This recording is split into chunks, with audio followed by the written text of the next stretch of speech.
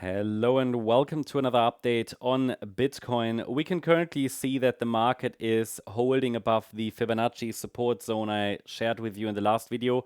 I just want to make sure it's clear that, this move to the upside is a three-wave move up, okay? Now, I do not assume necessarily that this B wave has already topped, but it honestly, it could top in this region. We haven't reached resistance yet. We haven't reached a 50% retracement even. So I think it is too weak to really call this a completed B wave. What might happen is that, we might form a broader ABC structure. That's possible. I just want to point that out. That's why we have this B wave up here, okay? What really I think is important at the moment is that we understand how a proper 5-wave move to the upside would look like on the chart here, yeah? So what I'm tracking on the chart is already a small micro 5-wave move up in white. It shows you how a full completed leading diagonal pattern would look like in case the white wave 4 indeed formed the low, and in case we're really working on a 5th wave to the upside into the direction of 136k plus, yeah. At the moment, I'm not labeling the whole thing. It would just be too much, and why, if we don't even have the 5 waves. For everybody who's new to Elliott Wave, it is really always about the 5-wave pattern. I mean, we really need those 5 waves for us to be able to follow the thesis that Roman numeral 4 here is complete. Like 1, 2, 3, 4, 5. This then again would be a possible wave 1. And then I would track the wave 2 pullback afterwards. Then we can track the 3rd wave up and so on. And it can take us higher towards 136k in the next larger degree 5-wave pattern, okay? That's basically what this is about. For now, I think, all eyes need just to be on this micro support zone. Not much happened today. It was a rather quiet day. Market pushed a little bit higher, but we've pulled back again.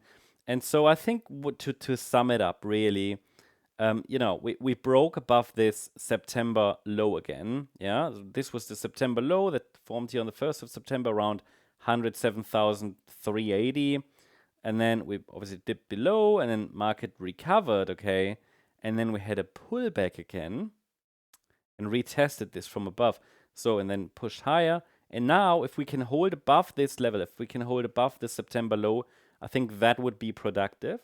For now, we're obviously doing that, but we're pulling back and are likely going to test this support zone, which is between 107,237 and 109,928. This is the support zone to watch for a wave 4 pullback here that we are currently tracking, okay? And then one more high, if we ideally even a little lower. Ideally, if the price could move towards 108,890, the 38.2 retracement, that's even an ideal target for a 4th wave, and then higher, that would be ideal. So we'll take it level by level here because we're dealing with corrective structures. I can point out how the broader B wave would look like. In the end, there are many other possible patterns here. We could even consider maybe some kind of a triangle pattern. I just want to show you guys how such a correction could extend because we haven't even reached Fibonacci resistance. So it means if we break below 107,237, it can't really, well, it could still be a 5-wave move still, but it's not that clear then. So I think below that level, below 107,237, it certainly is becoming more probable that the B wave has topped or a more substantial top is in. We could still watch for the blue count, but it depends on the structure then. So that's why I said we have to take it level by level at the moment. I don't trust this move. Let me know in the comments if you actually trust this move. It's weak, sloppy. We'll see. We'll see what happens. I just don't trust it.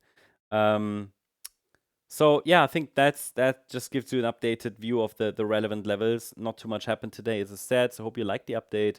If you did, please hit the like button, leave a comment, and subscribe. And if you're interested in additional updates, also check out our main channel, MCO Global. Some of you might not even know that it exists, yeah?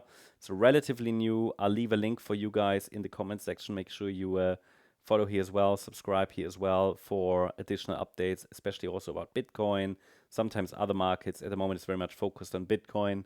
But yeah, follow us here as well. Thanks so much. I wish you a great day. Bye-bye.